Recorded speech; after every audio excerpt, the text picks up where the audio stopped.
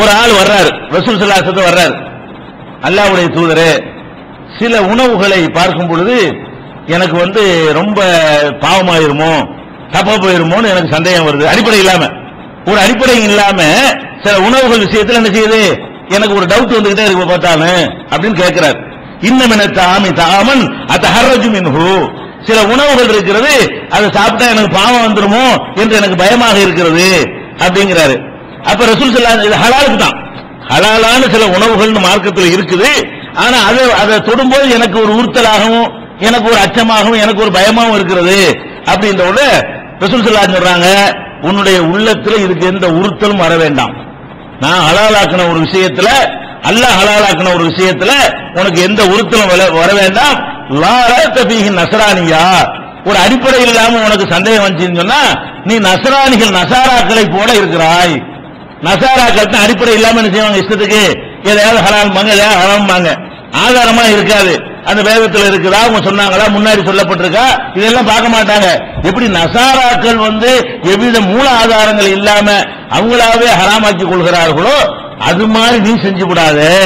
பிடிக்கலங்கிறதுனால எல்லாம் நீ என்ன செய்யக்கூடாது, பேணுதல்ங்கிற காரணத்தில எல்லாம் ஒரு ஹலால் ஆக்கின ஒரு விஷயத்தை ஹராமாக்கி விடக் கூடாது என்று அல்லாஹ் சொல்லி காட்டுறான். இதை கவனத்தில் வச்சுக்கணும். எதை வச்சுக்கிற மாதிரி, சந்தேகத்துக்கு இடமானதுல இருந்து காத தூரம் நிக்கணும் வச்சிருக்கமா இல்லையா, அதுவும் நம்ம மனசுல ஒரு பக்கம் இருக்கணும். இன்னொரு பக்கம் என்ன இருக்கணும், அனுமதிக்கப்பட்டவரை வீண் சந்தேகத்தை உண்டாக்கிட கூடாது. சந்தேகத்துக்கு உரியதுல சந்தேகம் வரணுமே தவிர அடிப்படை இல்லாத விஷயத்தில் என்ன செய்யக்கூடாது, வீண் சந்தேகம் வந்துடக்கூடாது என்பதிலேயே நம்ம கவனமா இருந்து கொள்ள வேண்டும். இதுக்கு நம்ம சில சம்பவம் இப்படி சொன்னா உங்களுக்கு விளங்காது. சில நிகழ்வுகளை, சில சான்றுகளை முன் வச்சு விளக்குனா இது தெளிவா புரிஞ்சு போயிடும். ஓ, இது அடிப்படையான சந்தேகமா, இது அடிப்படை இல்லாத சந்தேகமாங்கிறது நமக்கு அப்ப தெளிவா புரியும். எப்படி புரியும்னு கேட்டா, இப்ப ஒரு பொருள் ஹராம்னு சொல்லப்பட்டிருக்கு, ஒரு விஷயத்தை நீ சாப்பிடக்கூடாது ஹராம்னு சொல்லப்பட்டிருக்கு. இந்த ஹராம் என்று எடுத்து பாத்தீங்கன்னா இரண்டு வகையில் அந்த ஹராம் இருக்கும். இந்த உண்ணுகிற பொருள்கள் இருக்குல்ல, அதுல ஹராம் எடுத்து உண்ணுகிறது, பயன்படுத்துறது எல்லாம் தான். நம்ம யூஸ் பண்ணக்கூடிய எந்த பொருளை எடுத்துக்கொண்டாலும் அந்த ஹராமை எடுத்து பாத்தீங்கன்னா ரெண்டு வகையில் அந்த ஹராம் இருக்கும். ஒன்னு அது அடிப்படையிலே ஹராமா இருக்கும், இன்னொன்னு புற காரணத்தினால் ஹராமா ஆகும். அடிப்படையில் அது ஹராமா இருக்காது, ஒரு காரணத்தினால் என்னவாக ஹராமாக ஆகும். இப்படி ரெண்டு ஹராம் இருக்கு. எப்படி ரெண்டு ஹராம்? இப்ப பன்றிக்கறி இருக்குது, இது ஹராம், இது அடிப்படையில் இது ஹராம். பன்றிக்கறி ஹராம், என்ன காரணத்தையும் தேவையே இல்லை. பன்றிக்கறி ஹராம்னா என்னது, அந்த பொருள் அந்த மெட்டீரியல ஹராமா இருக்கும்.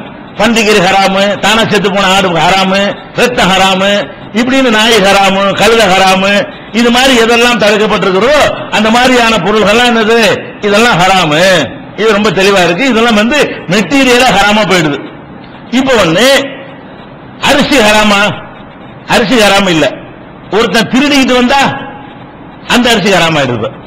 அப்ப அரிசி அது ஹராம் கிடையாது, ஆனா அது ஒரு காரணத்துக்காக ஹராம் ஆகுது. அரிசியே ஹராம் கிடையாது. பன்றி அரிசியை பொறுத்த வரைக்கும் நீ திருடுனாலும் ஹராம் தான், நீ காசுக்கு வாங்கினாலும் ஹராம் தான், கீழே இருந்து எடுத்தாலும் ஹராம் தான், நீனே சின்ன வயசுல இருந்து பன்றியை வளர்த்து ஆளாக்கி வெட்டினாலும் ஹராம் தான். அந்த பொருளே ஹராம். பொருளே ஹராம்ங்கிறது அது ஒரு வகை. ஹலாலான ஒரு பொருளாக இருந்து ஒரு காரணத்துக்கு ஹராம் ஆகிறது ஒரு வகை. ரெண்டு வகை இருக்கிறது. பொருள் ஹராமா இருக்குன்னு வைங்க, அதுல மறுபரிசீலனைக்கு இடமே கிடையாது. அவ்வளவு ஹராம்னா ஹராம் தான். எந்த வகையில அது ஹலால் ஆகவே ஆகாது. எந்தது ஏதோ அந்த பொருளை ஹராம், பன்றி இறைச்சி ஹராம்னு சொல்லிட்டோமா, ரத்தம் ஹராம் அது ஹராம் தான். எந்த வகையில இருந்தாலும் அது நமக்கு ஹலால் ஆகவே ஆகாது. ஆனால் ஒரு காரணத்துக்கு ஹராம் ஆகுதுல, பொருள் ஹலாலு, சோறு ஹலாலு, மீன் ஹலாலு, இறைச்சி ஹலாலு, ஆட்டு இறைச்சி ஹலாலு, தங்க நாணயம் ஹலாலு, வெள்ளி ஹலாலு, டிரெஸ், சட்டை, பாய், தலைவாணி எல்லாமே ஹலால் தான். சிமெண்ட், கல்லு எல்லாம் ஹலால் தான். அதாவது பயன்படுத்துறது ஹலாலா இருக்குது. அது எப்ப சில நேரத்தில் ஹராம் ஆகும். ஒருத்தன் வீட்டு சிமெண்ட் தெரியாம ஏமாத்தி வாங்கிட்டு வந்துட்டா ஹராம் ஆகி போயிடும். ஒருத்தர் திருட்டு வந்துட்டா ஹராம் ஆகி போயிடும். மோசடி பண்ணா ஹராம் ஆயிட்டு போயிடும். அப்ப பொருள் ஹலாலா இருந்தா கூட அந்த வர்ற ரூட் சரியில்லைங்கிற காரணத்தினால என்ன வாங்குறேன், வட்டி வாங்குறான்ல, வட்டி வாங்கினா என்ன, வியாபாரம் பண்ணா என்ன, ரெண்டு ஒரே காசு தானே.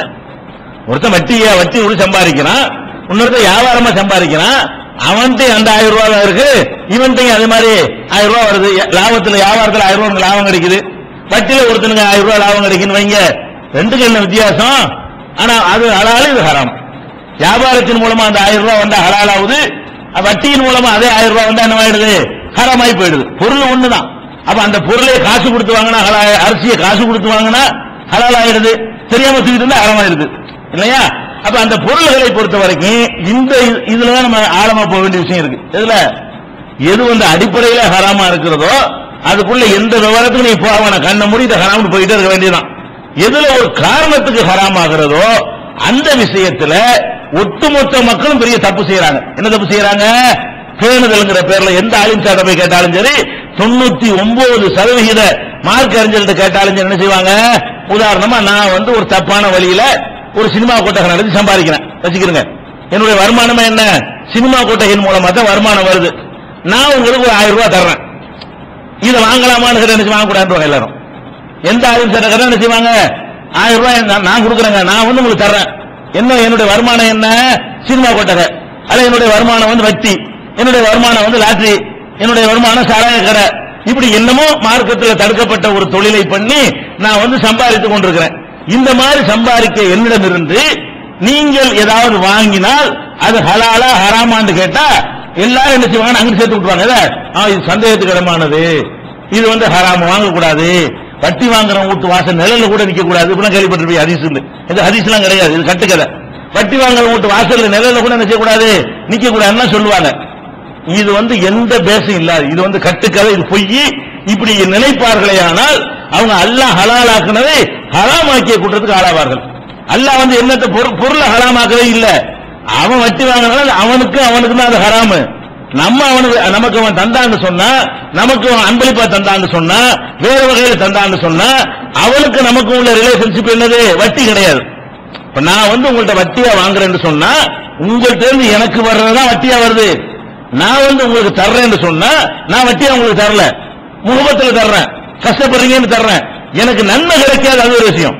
நான் வட்டி வாங்கி தவறான முறையில சம்பாதித்து ஒரு நல்ல காரியத்துக்கு செலவழித்தால் எனக்கு மறுமையில் நன்மை கிடைக்குமான்னு கிடைக்காது. கேள்வி என்ன? நீங்க வாங்கலாமாங்கிறத கேள்வி. ஒருத்தன் தேர்ந்து வரும்போது நமக்கு எந்த வகையில் வருது இதுதான் உணவை பார்க்கணும். வட்டி என்பது பொருளுக்குள்ள பேரு இல்ல, ரூட்டுக்குள்ள பேரு. வட்டிங்கிறது எதுக்குள்ள பேரு? அங்கிருந்து உனக்கு எப்படி வந்தது? அங்கே அவனுக்கு வட்டி வாங்குறான, வட்டி கொடுக்கறான, அவங்க 2 பேருக்கு மத்தியில தான் வட்டிங்கிற தொடர்பு இருக்கிறது. வட்டி வாங்குற ஒருத்தன் எனக்கு தந்தானே, ஆனால் எனக்கு அவனுக்கு அன்பளிப்புங்கிற தொடர்பு தான் இருக்கிறது. இதை வந்து நம்ம புரிந்து கொள்ளாத காரணத்தினால நிறைய ஹலாலான விஷயங்களை எல்லாம் ஹராம்னு ஃபத்வா கொடுத்து அல்லாஹ் மேல இட்டு கட்டி நம்ம பல தவறுகளை செய்கிறோம். இது தவறு என்பதற்கு வந்து நிறைய அடிப்படை. எப்படி தவறு? இப்படி ரசூல் ஸல்லல்லாஹு அலைஹி வஸல்லம் ஏராளமான சான்றுகளை வச்சு பாத்தீங்கன்னா இதை ஒட்டச்சி தகர்க்கிறாங்க. ஆனா சில பேர் ரசூலுல்லாஹ்வுக்கு மேல நாங்க பேணுதலான ஆளுக்கு, அவங்க நோம்பு கஞ்சி வாசனை பண்ணிட்டாங்க, நோம்பு கஞ்சி யாராவது ஒரு ஆள்கிட்ட வாங்கிட்டு வந்துட்டா இவன்ட்ட நோம்பு கஞ்சி வாங்கிட்டாங்க, அவன்கிட்ட வாங்கிட்டாங்க, குடிக்கலாமா? அட அவனுக்கு நன்மை கிடைக்காதுடா, நம்ம குடிச்சா என்ன? அதை விளங்க மாட்டேன்னு என்கிறார்கள். ரசூலுல்லாஹ்வுடைய ஆதாரம் அவ்வளவு இருக்கும் பொழுது கூட ரசூல் ஸல்லல்லாஹு அலைஹி வஸல்லம் விட எங்களுக்கு பேணுதல் கூட இருக்குது அப்படி நினைத்துக் கொண்டு அல்லாஹ்விட எங்களுக்கு ஞானம் அதிகமா இருக்கிறது, அவனுக்கு ஒழுங்கு ஹராமாக்க தெரியல, நாங்க அதுக்கு மேல கண்டுபிடிச்சு ஹராமாக்குறோங்கிற அளவுல இவர்கள் பாரதூரமான ஒரு முடிவை எடுத்துக்கொண்டு அல்லாஹ் ஹலாலாக்கின விஷயங்களை ஹராமாக்கி கொண்டிருக்கிறார்கள். இது பயங்கர குற்றம் என்பதை புரிந்து கொள்ள வேண்டும். ஃபர்ஸ்ட் என்ன? அல்லாஹ் அழகா சொல்லி காட்டுகிறான், தில்க உம்மத்துன் கத் ஹலத், அவர்கள் சென்று போன சமுதாயம், லஹா மா கஸபத், அவங்க சம்பாரிச்சது அவங்களுக்கு, வலக்கும் மா கஸப்தும், நீங்க சம்பாரிச்சது உங்களுக்கு, வலா துஸாலுன அம்மா கானு யாமலூன், அவங்க சம்பாரிச்சதை பத்தி உங்கள்ட்ட கேள்வி கேட்கப்படாது. அவங்க சம்பாரிச்சு தப்பா இருந்தா அவங்கள்ட்ட கேள்வி கேட்பேன், அதை பத்தி உங்கள்ட்ட கேள்வி கேட்கப்படாது என்று சொல்லி அல்லாஹ் வந்து 2வது சூராவுல 134வது வசனத்திலையும் அதே சூராவுல ஒரு 7 வசனங்களை திருப்பி ஒரு ரிப்பீட் அடிக்கிறான். ஒரு 7 ஒரு வசனத்தையே இவ்வளவு கிட்டத்தட்ட 2 தடவை யூஸ் பண்றான்ல. இதே வசனத்தையே 134லையும் சொல்றான், 141லையும் சொல்றான். இதே மேட்டர் இப்படியே அவர்கள் சென்று போன சமுதாயம், அவங்க செஞ்சது அவங்களுக்கு, நீங்க செஞ்சது உங்களுக்கு, அவங்க செஞ்சதை பத்தி உங்கள்ட்ட கேட்க மாட்டேன், இந்த கருத்துப்படி அல்லாஹ் சொல்லி காட்டுறான். அதே மாதிரி வந்து 4வது சூராவுல 111வது வசனத்தில் அல்லாஹ் சொல்றான், ஒமை யக்ஸிபு இஸ்மன், யார் ஒருத்தன் பாவத்தை செய்கிறானோ இன்னமா யக்ஸிபுஹு நஃப்ஸிஹி, அவன் தனக்கு எதிராகத்தான் செய்து கொள்கிறான், அடுத்த ஆளை பாதிக்காது அப்படின்னு அல்லாஹ் சொல்லி காட்டுறான்.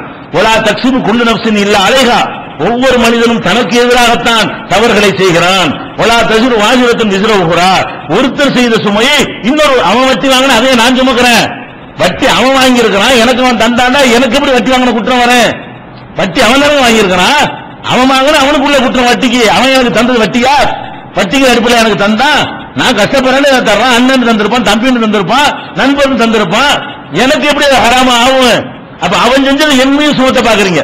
ஒருவர் செய்த சுமையை இன்னொருவர் சுமத்த முடியாது என்று சொல்லி 6வது சூறாவுல 164வது வசனத்திலையும் சொல்கிறான், 17வது சூறாவுல 15வது வசனத்திலையும் சொல்கிறான். குல்லும் முறையும் பிமா கசபத் ரஹீனா, ஒவ்வொரு மனிதனும் அவன் செய்ததற்குத்தான் பொறுப்பாளி. அப்ப நம்ம வட்டியை வாங்க நம்ம பொறுப்பாளி ஆகும். ஒருத்தர் லாட்டரி சீட்டு சம்பாதிக்கிறார், எனக்கு 1000 ரூபாய் தர்றாரு, நான் வாங்கிட்டேன்னு சொன்னா லாட்டரி சீட்ல எனக்கு என்ன சம்பந்தம் இருக்கு? நானும் லாட்டரி சீட்டு வாங்கினேன், நான் செய்யாத ஒன்று என் மீது எப்படி வரேன்? நான் செய்யாத ஒன்று என் மீது எப்படி சுமத்தப்படும் என்கிற மாதிரி ஒரு அடிப்படை எல்லாம் சொல்லி காட்டுறானா, இதை மனசுல வைத்துக் கொண்டு நபிகள் நாயகம் ஸல்லல்லாஹு அலைஹி வஸல்லம் இது சம்பந்தமா என்னென்ன வழிமுறைகளை கையாண்டார்கள் ஒண்ணா பாருங்க. ஜக்காத் வசூல் பண்ணாங்களா இல்லையா? ரசூல் ஸல்லல்லாஹு அலைஹி வஸல்லம் காலத்துல ஜக்காத் என்னது கம்பல்சரியா வசூல் பண்ணாங்க. மாட்டேன்னு சொன்னாலும் விடாம கட்டி வசூல் பண்ணாங்களா இல்லையா? ஜக்காத் தர மாட்டேன்னு சொன்னாலும் ரசூல் ஸல்லல்லாஹு அலைஹி வஸல்லம் வசூல் பண்ணாங்க, அபூபக்கர் ரலியல்லாஹு வசூல் பண்ணாங்க. எல்லா சஹாபாக்கள் காலத்திலும் ஜக்காத் கட்டாயமாக வசூலிக்கப்பட்டு வந்தது. இது நம்ம எல்லாரும் தெரிஞ்சு வச்சிருக்கிறோம். இந்த ஜக்காத் வசூலிக்கும் பொழுது யார் யார் ரசூல் அனுப்பும் போது நல்ல ஹலாலா வச்சுக்கிறோம்னா பார்த்து வசூல் பண்ணுவாப்பா. இந்த ஜக்காத்தை ஏழை தான் கொடுக்க போறோம். இந்த ஜக்காத்தை வாங்கி யார் கொடுக்க போறோம்? ஏழைபாளையில் கொடுக்க போறோம்.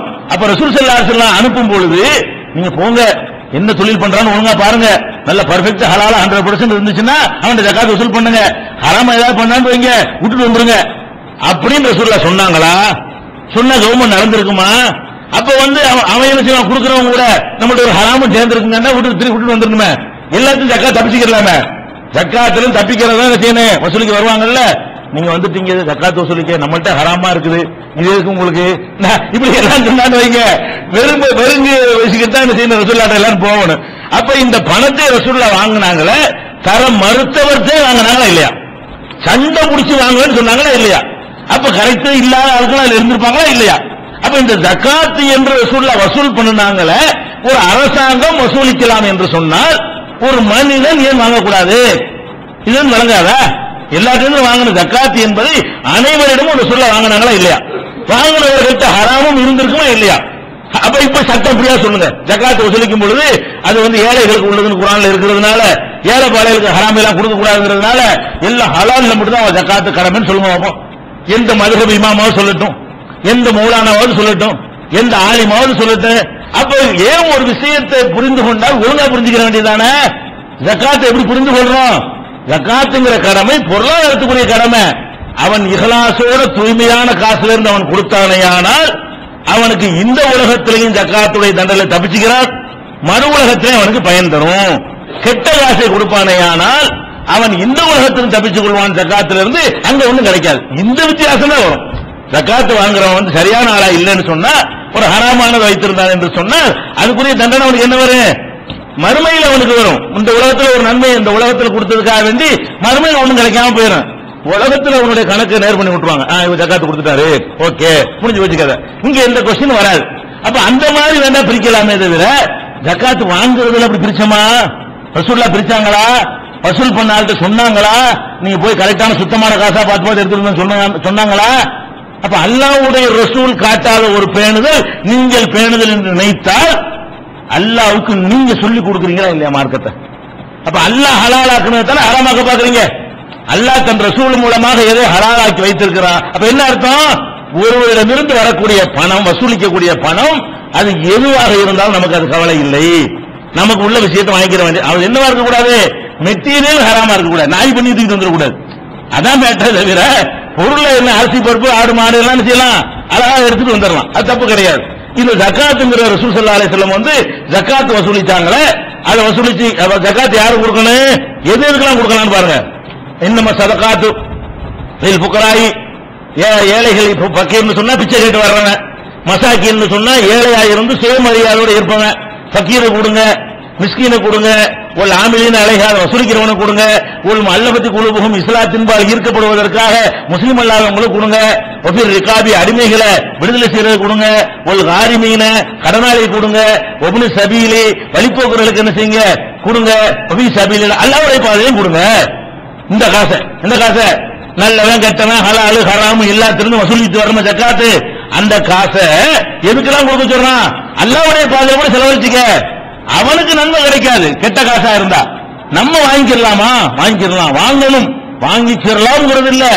நம்ம கிட்ட கவர்மெண்ட் இருந்தா வாங்கி ஆகணும். எல்லா பேரும் ஒண்ணா வச்சிருப்போம், என்ன கொடுத்துட்டு போ அப்படின்னு சொல்லணும். அப்ப ஹலால் ஹராமை பற்றி அது கவனிக்கிற விஷயம் கிடையாது. அது அவனுக்கு அல்லாஹ்வுள்ள விஷயம். நாம வசூல் வசூல் பண்ணலாம். இது ஜக்காத்துல வழங்குது. இதுக்கு மேல என்ன ஆதாரம் வேணும்? ரசூல் ஸல்லல்லாஹு அலைஹி வஸல்லம் ஜக்காத் எந்த கிரவுண்ட்ல வசூல் பண்ணினார்களோ அந்த கிரவுண்ட்ல நான் ஏன் ஒரு ஆட்டுக்கு வாங்கக்கூடாது? இதான் மேட்ரு.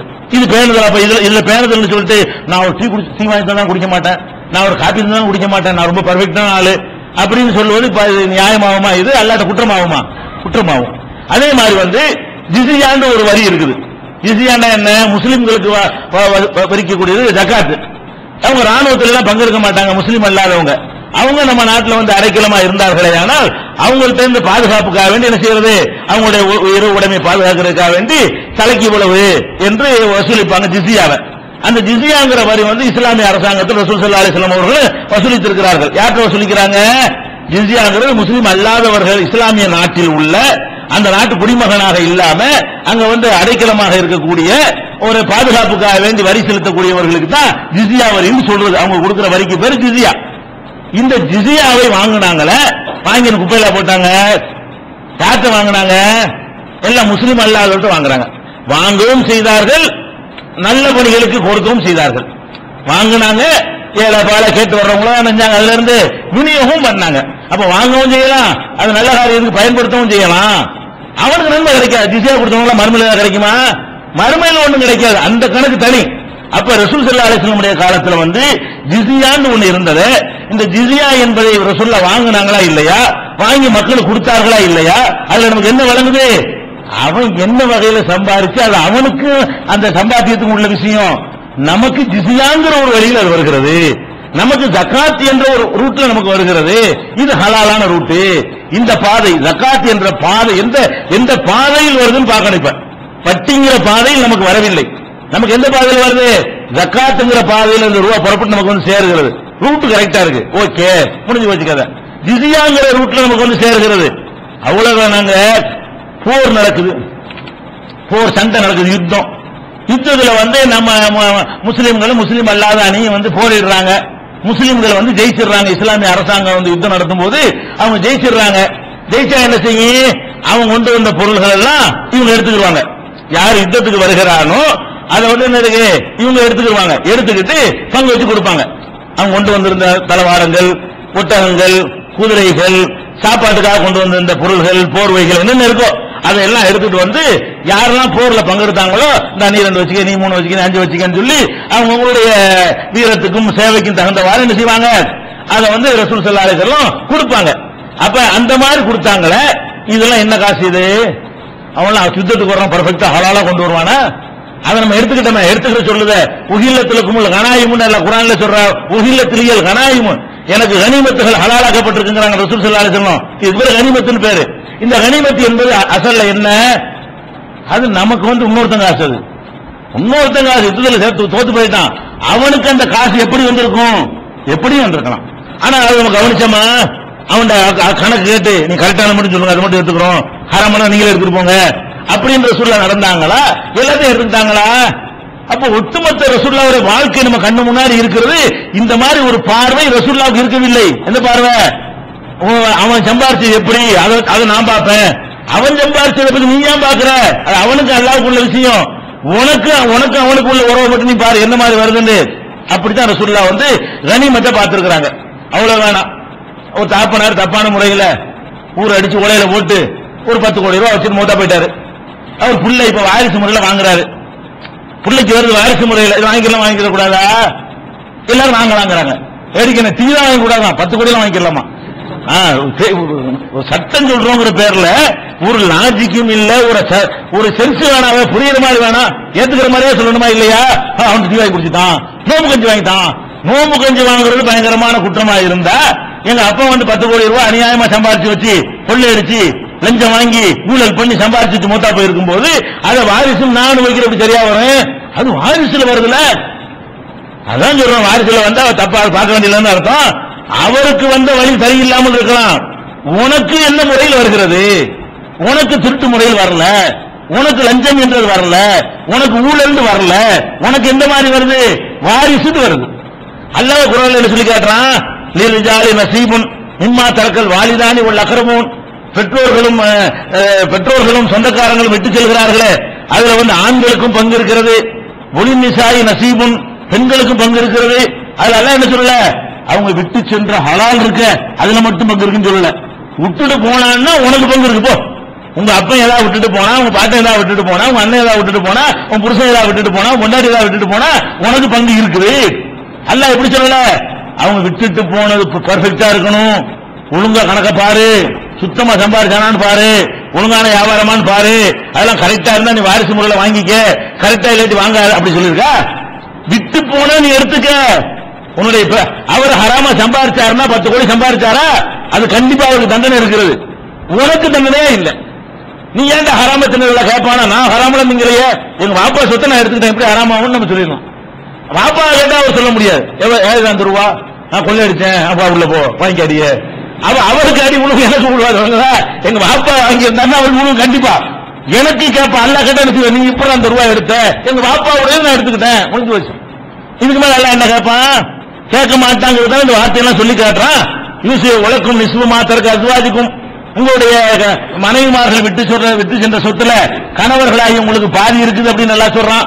அப்ப மனைவி விட்ட சொத்துல கணவனுக்கு பிள்ளை இல்லைன்னு சொன்னா பாதி இருக்குன்னு சொல்றான். அப்ப மனைவியுடைய வருமானத்தை பார்க்கணுமா? அப்ப என்ன வருமானம், என்ன மாதிரி வந்த ரூபா, வரதட்சணை ரூபாயா, அப்படியா, அதெல்லாம் எதுவாது எனக்கு எப்படி வருது? புரியுதா உங்களுக்கு? அப்ப இந்த மாதிரியான வாரிசு முறையை பார்க்கிறோம். இப்படி நிறைய சான்றுகளை நம்ம பார்த்தோம்னு சொன்னா, ரசூல் ஸல்லல்லாஹு அலைஹி வஸல்லம் அவர்கள் காட்டி தந்த மார்க்கத்துல வந்து இப்படி ஒரு கிரவுண்டே இருக்கவே கிடையாது. இந்த மாதிரி ஒரு அடிப்படையே இருக்கல. அதனாலதான் பல பேர் ரசூல் ஸல்லல்லாஹு அலைஹி வஸல்லம் அவர்களுக்கு வந்து அன்பளிப்புகள் கொடுத்திருக்காங்க. பல பேர் ரசூல் ஸல்லல்லாஹு அலைஹி வஸல்லம் ஹயாத்து காலத்துல கிட்டவங்க அன்பளிப்பு கொடுத்தவங்க நல்லவங்களும் கொடுத்திருக்காங்க. அது நமக்கு வேண்டியது இல்ல, அதனால நமக்கு கருத்து வேறுபாடு இல்லையே. கெட்டவங்களும் நிறைய செஞ்சிருக்காங்க. ரசூல் ஸல்லல்லாஹு அலைஹி வஸல்லத்துக்கு அன்பளிப்புகள் கொடுத்திருக்காங்க. யாரெல்லாம் கொடுத்திருக்காங்க என்று கேட்டீங்கன்னு சொன்னா, ஐலாந்து சொல்லி ஒரு பகுதி, அந்த பகுதியை சேர்ந்த ஒரு மன்னர், அவர் என்ன பண்றாருன்னு கேட்டா, ரசூல் ஸல்லல்லாஹு அலைஹி வஸல்லம் அவர்களுக்கு வந்து பகலத்தன் பைலா வெள்ளை வெளையர் என்ற கோவேறு கழுது மூத்தா போதா விட்டுட்டு போனாங்க. மூத்தா பொம்பு விட்டுட்டு போனாங்க, அதுதான் அவங்க சொத்தா விட்டுட்டு போனாங்க இல்லையா? அந்த கோவேறு கழுதை யார் கொடுக்கிறா? பக்கத்தில் ஐலாண்டு ஒரு பகுதி இருந்தது, அங்க ஒரு ராஜா இருக்கிறாரு. அவர் வந்து ரசூல் ஸல்லல்லாஹு அலைஹி வஸல்லம் அவர்களுக்கு வந்து இந்த கோவேறு கழுதையும் ஒரு போர்வையையும், பொண்ணு அடைங்கிறாங்கல்ல, ஒரு போர்வையும் கொடுத்து வச்சுக்கிறங்க அன்பளிப்பா அப்படின்னு கொடுக்கிறாரு. நபி ஸல்லல்லாஹு அலைஹி வஸல்லம் அவர்கள் அந்த கோவேறு கழுதையை வாங்கிட்டாங்க. வாங்கி மூத்தா போற வரைக்கும் யூஸ் பண்றாங்க. என்னைக்கு கொடுத்தாருன்னு தேதி நமக்கு தெரியல, இருந்தாலும் மூத்தா போற வரைக்கும் வச்சிருந்தாங்க அந்த கோவேறு கழுதையை. இது வந்து புகாரியில 1482வது ஹதீஸாகவும் 3161வது ஹதீஸாகவும் இருக்கிறது. இப்ப நம்ம என்ன கேட்கிறோம்? ஒரு மன்னருக்கு என்ன வருமானம் வரும்? எல்லாம் நினைச்சுதான் வருமானம். அரசாங்கத்தை அவன் தான் பக்கத்து நாட்டில் இவங்க ராஜா, அவங்க அங்க ராஜாவா இருக்கிறாங்க. அவர் என்ன செய்யறாரு? அண்டை நாட்டில் இருக்கிறாங்க, நமக்குள்ள ஒரு மோதல் இல்லாம ஒரு ஒரு இணக்கத்தை உண்டாக்கி வச்சு நல்லதுதானே அப்படின்னு நினைத்துக் கொண்டு ஒரு கோவிலர்கள் என்ன செய்யறாரு? அன்பளிப்பா கொடுத்து விடுறாரு. இப்ப ரசூலுல்லாஹ் இதை வாங்கினாங்களா? ஏன் வாங்கினாங்க? வாங்கி பயன்படுத்தினாங்களா? ஏன் பயன்படுத்தினாங்க? அப்ப என்னத்தை அவங்க பார்க்கல, அது என்ன மாதிரி உனக்கு வந்துச்சுன்னு பார்க்கல, அதை பத்தி சிந்திக்கவும் இல்லை, அது ஒரு கவனத்தில் எடுத்துக்கொள்ளவும் இல்லை. அப்ப எதுக்கு நீங்க ரசூலுல்லாஹ் உங்களை பேனதுனால நினைக்கிறீங்க? சந்தேகத்துக்கிடமான தவிர்க்கணும்னு சொல்லி ஒரு பேஸ் இல்லாம எதுக்கு சந்தேகப்படுறீங்க? உங்களுக்கு பேஸ் என்ன? அவன் ஜெயிலுக்கு அவன் பொறுப்பாளிங்கிறத இஸ்லாத்தினுடைய பேஸ். அவனுக்கு ஹராம்டா எனக்கு ஹராம்டா, என்னங்க அது அர்த்தம்? என்ன நியாயம் அது? அது ஒரு நியாயமும் கிடையாது. அது மாதிரி அவர் கொடுத்திருக்காரு. அதே மாதிரி தூமத்துல் ஜந்தல் சொல்லி இன்னொரு பகுதி ஒரு சிற்றரசர் இருக்காரு. தூமத்துல் ஜந்தல்ங்கிற ஒரு பகுதியில ஒரு ராஜா இருக்காரு. அவருடைய பேர் உக்கைதர்னவருடைய பேரு. அவர் என்ன பண்றாருன்னு கேட்டா, நபிகள் நாயகம் ஸல்லல்லாஹு அலைஹி வஸல்லம் அவர்களுக்கு ஒரு 10 புடவையை கொடுத்து விடுறாரு. 10 ஆம்பளைக்கு ஹராமா இருந்தாலும் ரசூல் ஸல்லல்லாஹு அலைஹி வஸல்லம் செய்றாரு, ஒரு 10 ஆடையை கொண்டாந்து அவர் வந்து அன்பளிப்பா கொடுத்து விடுறாரு.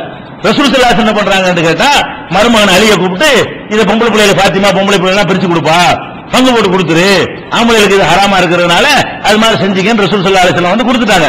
இது சஹீஹ் முஸ்லிம்ல 3863வது ஹதீஸ்ல பதிவு செய்யப்பட்டிருக்கிறது. அப்ப ஏன் பட்டம் வாங்கினாங்க? பட்டம் இல்ல, ஒரு மன்னர் கொடுத்ததை. பட்டம் வேற என்னவா இருந்துட்டு போகுது. ஒரு மன்னர் வந்து தூமத்துல் ஜந்தல்ங்கிற பகுதியில் இருக்கக்கூடிய ஒரு சிற்றரசர் வந்து அவருடைய நிதியிலிருந்து, அவருடைய அரசாங்க நிதியிலிருந்து ஒரு அன்பளிப்பை கொடுக்கறாங்க. அதை ரசூல் ஸல்லல்லாஹு அலைஹி வஸல்லம் வாங்கினாங்க. என்னத்தை உங்களுக்கு காட்டுது? இது நமக்கு தேவையற்றது. அல்லாஹ் ஹலாலாக்கின ஒன்றை ஹராமாக்குறவர்கள் தான் இந்த மாதிரி பேசுவார்கள். இந்த மாதிரி அவன்கிட்ட போக கூடாது இப்படி எல்லாம் அந்த காலத்துல செஞ்சாங்க. ஆனா ரசூல் ஸல்லல்லாஹு அலைஹி வஸல்லம் வந்து இப்படி பார்க்கவே இல்லை. இது வந்து அல்லாஹ் ஹலாலாக்கின ஒன்றை நம்ம ஹராமாக்குற ஒரு விஷயம் ஆயிரும். அந்த பொருள் நான் கேட்கிறேன், அந்த பொருள் ஹராம்னா அப்ப கடைசி வரைக்கும் ஹராம் தானே? அப்ப நான் கேட்கிறேன், வட்டிக்கு வாங்கிட்டாருங்க, இந்த 1000 ரூபாய் வட்டிக்கு வந்துருச்சு, இது 1000 பேர் கைக்கு மாறும், 50 பேர் ஹராம் தானா? எத்தனை விஷயத்துக்கு ஒரு வீடு வாங்குறதுக்கா அந்த ரூபாய் தருவாரு, நம்மள்ட்ட ஒரு பொருள் வாங்குறதுக்கா விலை பேசி 1000 ரூபாய் தருவாரு, அம்மாடி அந்த காசு ஹராமு அப்படி சொல்ல முடியுமா? அந்த காசு சுத்திக்கிட்டே தானே இருக்கு எங்கேயாவது. அப்ப நீ என்ன பார்க்கணும்?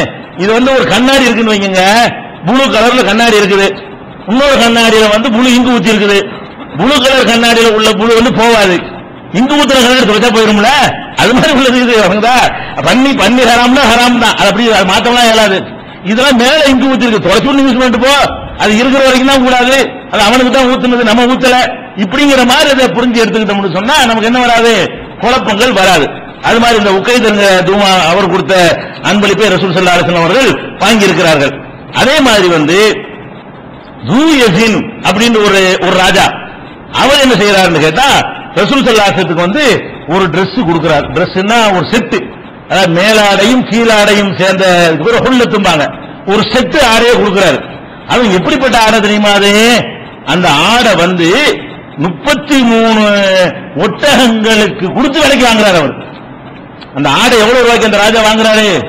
33 ஒட்டகத்தை கொடுத்து ஒரு Dress வாங்குறாரு. அப்ப எவ்வளவு மதிப்பா இருக்குன்னு பாத்துக்கிறங்க. இந்த Dress விலை ஒரு ஒட்டகத்துக்கு என்ன மதிப்புன்னு பாத்துக்கிறங்க. அந்த ஒரு ஒட்டகத்துக்கு மேல 33 ஒட்டகத்தை கொடுத்துவிட்டு அந்த Dressக்கு விலை போடுறாங்க. அவ்வளவு கவர்ச்சியா இருக்கிறது, அவ்வளவு அழகா இருக்கிறது, அவ்வளவு தரமா இருக்கிறது. அந்த காலத்துல வந்து Dress தான் விலை கூட, நல்லா விளங்கிக்கணும். ஒட்டகம்லாம் சாதாரணமா வச்சிருந்த அந்த மக்களுக்கு வந்து Dress சாதாரணமா இருக்கல.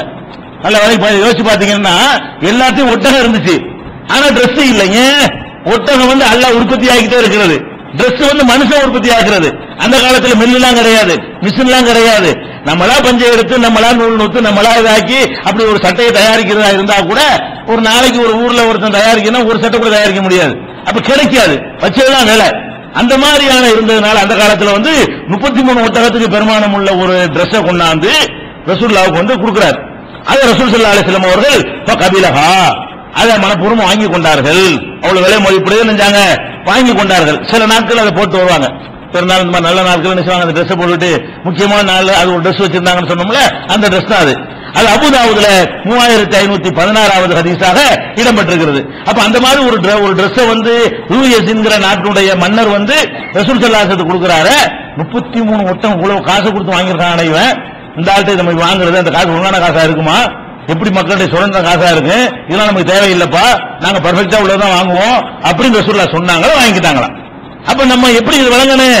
ஹலால் ஹராமை பொறுத்த வரைக்கும் மெட்டீரியல் ஹராம்னு சொல்லப்பட்டிருந்தால் அதுல காம்ப்ரமைஸ் கிடையாது.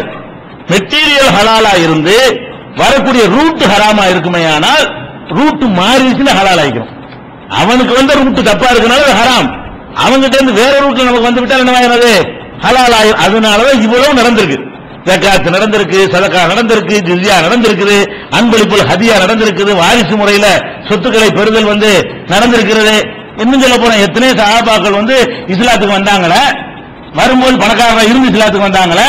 அப்ப ரசூலுல்லாஹ் என்ன சொல்லல, நீ பணக்காரனாட்டு வந்திருக்கிற, அந்த பணம் ஒழுங்கா சம்பாதிச்சிருக்க மாட்டேன், இஸ்லாத்துக்கு ரொம்ப பிச்சைக்காரனா வா, எல்லாத்தையும் சொல்லி போட்டு சொன்னாங்களா? பணக்காரரா இருந்து பணக்காரராக இஸ்லாத்துக்கு வந்தாரு. அந்த பணம் எப்படி சம்பாதிச்சதா இருக்கு? எப்படி சம்பாதிச்சதா இருக்கலாம்? இஸ்லாம்ங்கிறதுக்குள்ள நுழைகிறதுக்கு முன்னாடி அவர் எப்படி வந்தாலும் சம்பாதிச்சிருக்கலாம்ல.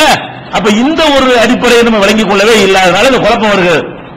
அதே மாதிரி நபிகள் நாயகம் ஸல்லல்லாஹு அலைஹி வஸல்லம் அவங்கள்ட்ட வந்து ஒரு யூத பெண்மணி, இது பலமுறை உங்களுக்கு சொல்லப்பட்ட சம்பவம் தான், ரசூலுல்லாஹ் மேல முகவத்துக்கிற மாதிரி காட்டி, உங்களுக்கு நான் ரொம்ப சந்தோஷமா உங்களுக்கு ஆசையா உங்களுக்கு சமைச்சு வீட்டுல இருந்து எடுத்துட்டு வந்திருக்கிறேன், இறைச்சி ஆட்டு இறைச்சி நீங்க விரும்பி சாப்பிடுவீங்க அப்படின்னு கொண்டாந்து அந்த ஆட்டு இறைச்சி அந்த பொம்பளை என்ன செய்யுது?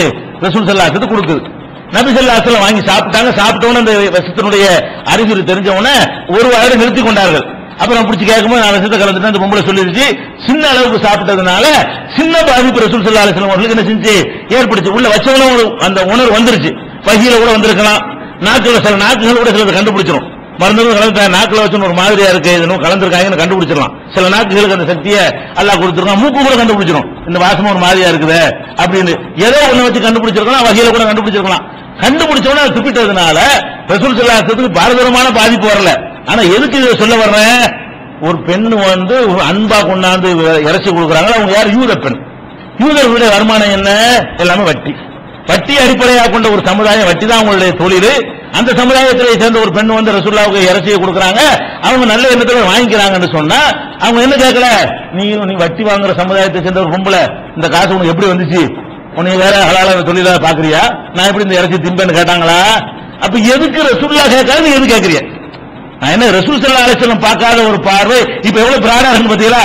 சந்தேகத்துக்கிடமானதை விட்டுருங்கன்னு சொல்லும்போது இப்படி ரொம்ப சுருங்கி போன மாதிரி இறுக்கி பிடிச்ச மாதிரி தெரிஞ்ச ஒரு மார்க்கம் ரசூல் ஸல்லல்லாஹு அலைஹி வஸல்லம் போடுற அந்த எல்லாத்துலயும் கரெக்டா அப்படி நெருக்கிய அப்படி ஒரு மார்க்கமே இல்லை. இது எல்லாம் அறிவுபூர்வமா இருக்கும். அப்படி பார்க்கும்போது எவ்வளவு விசாலமாகவும் எவ்வளவு கஷ்டம் தராததாகவும் அறிவுக்கு ஏற்றதாகவும் இப்படிலாம் சொன்னா வாழ தண்ணி கூட குடிக்காத சொல்றதை ஃபாலோ பண்ணுவதற்கு ஏற்ற ஒரு மார்க்கத்தை தான் நமக்கு எல்லாம் தந்திருக்கான். அதை குழம்பி போயிடக்கூடாது.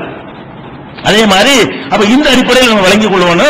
ரசூல் ஸல்லல்லாஹு அலைஹி வஸல்லம் அவர்கள் வந்து ஒரு சம்பவத்தை பாருங்க. என்னன்னு கேட்டா, அவங்களுக்கு ஜக்காத் வந்து ஹராம்ங்கிறது ஏற்கனவே சொல்லி இருக்கிறோம். ரசூல் ஸல்லல்லாஹு அலைஹி வஸல்லம் நினைக்க கூடாது, ஜக்காத்து சாப்பிடக்கூடாது, சதக்காவும் சாப்பிடக்கூடாது. அப்ப என்ன செய்யுதுன்னா, வீட்டுக்கு வர்றாங்க, ஏதாவது உணவு இருக்குதா, ஜக்காத்து சாப்பிடக்கூடாதுங்கிற ஹதீஸ் வந்து நேற்று நம்பர் சொல்லல, ரெண்டு கேட்டாங்க. புகாரில 1485, 1491, 3072, 2576 இந்த ஹதீஸ்கள் எல்லாம் ரசூல் ஸல்லல்லாஹு அலைஹி வஸல்லம் குடும்பத்தார்களுக்கு வந்து சதக்கா ஜகாத் ஹராம் அப்படின்னு தெளிவா ஆதாரம் இருக்குது. இப்ப என்ன செய்யறாங்கன்னா, வீட்டுக்கு வந்து ஏதாவது இருக்குதான்னு கேட்கறாங்க. அப்ப சொல்றாங்க, பரீரா யாரு, ரசூலுல்லாஹ்ட்ட அடிமையா இருந்து, ஆயிஷா நாயிட்ட அடிமையா இருந்து அவங்களால் விடுதலை செய்யப்பட்ட ஒரு ஏழை பொண்ணு அடிமையா இருந்தாங்க. அவங்களை ஆயிஷா நாய் விடுதலை பண்ணிட்டாங்க. அந்த ஏழை பொண்ணு என்ன செஞ்சிருக்குன்னா, ரசூலுல்லாஹ் கொண்டாந்து அவங்க வீட்டுல கொஞ்சம் இறைச்சி கொண்டாந்து கொடுத்துட்டு போயிருக்குது. அப்ப என்ன இருக்குன்னு கேட்டவொடனே, கொஞ்சோண்டு இறைச்சி இருக்குது. ஏன் இந்த இறைச்சி, இந்த பரீரா இருக்காங்கல்ல அந்த ஏழை மனுஷி, அந்த மனுஷிக்கு வந்து யாரோ வந்து சதக்கா கொடுத்தாங்களாம். அந்த மனுஷிக்கு என்னவா கொடுத்துருக்காங்க, சதக்கா. சதக்கா ரசூலுல்லாஹ் ஹராம். அந்த மனுஷிக்கு என்ன கொடுத்திருக்காங்க, சதக்காவா கொடுத்த ஒரு பொருளை கொண்டாந்து நம்ம வீட்டுல தந்திருக்கிறாங்க. அப்ப ரசூலுல்லாஹ் என்ன பண்றாங்க, அது அந்த பொம்பளைக்கு சதக்கா, நமக்கு அதிகாரத்தனை கொண்டா, அந்த பொம்பளைக்கு வந்து சதக்கா வந்தது, அந்த பொம்பளை நமக்கு சதக்காவை கொடுத்துச்சு, அது கையில கைப்பற்றி நமக்கு அன்பளிப்பா தருது, நம்மளோட அது கீழே இருக்கு, நமக்கு என்ன சதக்கா தர்றது, அப்ப நமக்கு தந்தது என்னது, அன்பளிப்பு. கொண்டாந்து வாங்கி சாப்பிட்டாங்க ரசூல் ஸல்லல்லாஹு அலைஹி வஸல்லம். ஒரே பொருள் தான். அந்த இறைச்சி வந்து பரீராவுக்கு கொடுத்தது எது கொடுத்தாங்க, பாவம் இப்ப பச்சாதாபப்பட்டு இறக்கப்பட்டு அதுக்காக கொடுத்தாங்க. ஏழைகளுக்கு தர்மம் செய்யறது நேர்ச்ச பொருள், அந்த மாதிரி பொருள்களுங்கிற வகையில கொடுத்திருப்பாங்க. அந்த அம்மா வாங்கிருச்சா, இப்ப வந்து அந்த அம்மாவுக்கு அந்த இறைச்சிக்கு உள்ள உறவு தான் என்னது, சதக்கா. இந்த இறைச்சிக்கு அந்த அம்மாவுக்கு உள்ள உறவு இருக்கு பாருங்களேன், அங்கதான் சதக்காங்கிறது வருது. இப்ப அந்த அம்மா சொந்தமாக்கிருச்சு. இப்ப ரசூலுல்லாஹ்வுக்கு அந்த அம்மா கொடுக்குது அதே இறைச்சிய. என்ன நினைச்சு கொடுக்குது, பிச்சைன்னு கொடுக்கல, என்ன மாதிரி கொடுக்குது, அல்லாஹ்வுடைய நம்மளுக்கு நம்ம ரசூலுல்லாஹ் மேல முஹப்பத் வச்சிருக்கோம், இந்த அன்பளிப்பா வச்சுக்கிறங்க அப்படின்னு கொண்டாந்து கொடுக்குது. அதே சேம் அதே இறைச்சி தான்.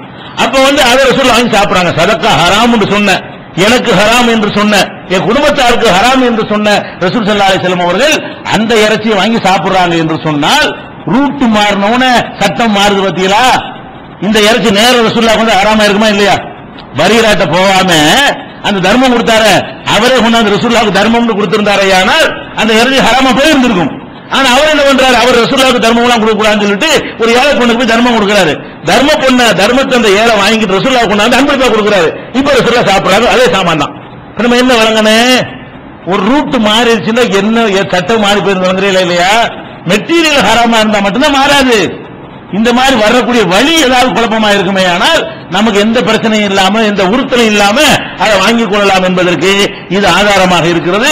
இது மாதிரியான கருத்துப்பட நிறைய சம்பவங்கள் ரசூல் ஸல்லல்லாஹு அலைஹி வஸல்லம் அன்னைக்கு உள்ள பார்வை எப்படி இருந்துச்சு, இன்னைக்கு அதனாலதான் என்ன ஆகுதுன்னு கேட்டா, இவங்க ஹராமு ஹராமுன்னு சொல்லிட்டு ஆனா ஒருத்தர் செய்ய முடியாது. இப்படி யாரா செய்யலுமா, நீங்க யாராச்சும் யார்கிட்டையாவது டீ வாங்கி குடிக்காம இருந்திருக்கிறீங்களா? அப்ப என்ன நமக்கு மனசுல வந்துரு, மார்க்க கடைப்பிடிக்கிறது இல்ல, ஹலாம இந்த விளைவு என்ன ஏற்பட்டுச்சு, ஹலால ஹலால்னு சொல்லிட்டீங்கன்னா ஹராம்ல இருந்து விலகிறதுக்கு பாப்பலாம். அதை நம்ம எப்ப பார்த்தாலும் ஹராமத்தானப்ப செய்யறோம். என்னத்தை போட்டு ஹராம், டீ வாங்கி குடிச்சா கூட ஹராம் தான், காப்பி வாங்கி குடிச்சா கூட ஹராம் தான், அதோட வட்டியா நின்று போற பெண்ண எங்க நிலைமைக்கு நம்மள ஆளாக்கிட்டாங்க. இந்த ஹலால பிடிச்ச ஹராம ஆக்கின காரணத்தினால நம்ம என்ன செஞ்சிட்டோம், இந்த ஹலாலானதை எல்லாம் ஹராம்னு நினைச்சுக்கிட்டே செஞ்சு ஹராம செய்யறது பரவாயில்ல. இன்று நம்ம மனசு பெரிய பாரதூரமான விஷயம் ஏற்படுறதுக்கு காரணமே இதுதான். இந்த தப்பான முறை அல்லாஹ் ஹலாலாக்குனது ஹராமாக்குனாங்க பாத்தீங்களா, அதனால இது எந்த உறுத்தலும் இல்லாம எவனுடைய எந்த காசா இருந்தாலும் சரி, ஒன்னே ஒண்ணு விதிவிலக்கு இருக்குது. நடக்குதா? திருடிட்டு வந்தா செஞ்சிடக்கூடாது, அவனுடைய ரைட் இல்ல, இன்னொருத்தர் ரைட் அது திருடிட்டு வந்து தந்தா திங்கலாமான அது தின்றக்கூடாது, தனியா பின்னாடி வச்சுக்கிறோம். இவன் எந்த வழியில அவன் வந்து முறையாக அவனுக்கு முறைங்கிற அடிப்படையில மனப்பூர்வமா தானே கொடுக்குறான், வட்டி கொடுக்குறவன், அந்த மாதிரி வந்து சேர்ந்திருக்குமையானால் அந்த பொருளை நமக்கு அன்பளிப்பாகவோ வாரிசு முறையிலேயோ வேற எந்த ஒரு முறையிலே நமக்கு தந்தால் அது பயன்படுத்த தப்பு இல்லை. இதுக்கு நிறைய இன்னும் ஆதாரங்கள் இருக்கிறது. அதை பார்த்துட்டு இன்ஷா அல்லாஹ் அடுத்த